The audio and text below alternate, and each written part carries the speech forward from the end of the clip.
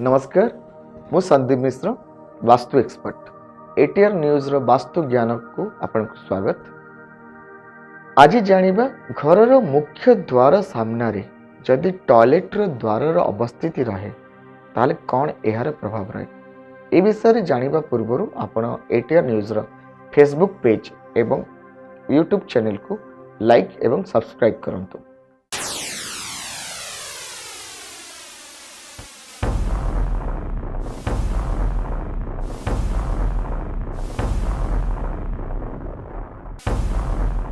जदि घर मुख्य द्वार सामने जदि आपणकर टॉयलेट द्वार रही था आप मन रखा दरकार आपण घर को आसुवा समस्त पॉजिटिव एनर्जी बा सकारात्मक ऊर्जा शक्ति नकारात्मक ऊर्जा शक्ति को कन्वर्ट हो जाए। ता माने आमे यह कही जो फाटाल क्रिएशंस माने दुर्भाग्य को आपण आमंत्रण करुचंती।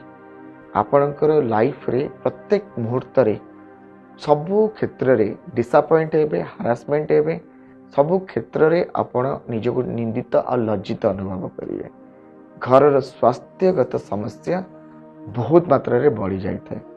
सुजोग आपण को जेमिति हाथ मुठारु सब बेले खसिबा आरंभ होइताए एवं निजको आपण मानसिक स्तर रे बहुत मात्रा रे डिप्रेस फील करबा आरंभ करिथांती। तुरंत जदि आपण मुख्य द्वार सामना रे टॉयलेट द्वारटी रही स्क्रीन माध्यम घोड़ेवा चेष्टा करूँ।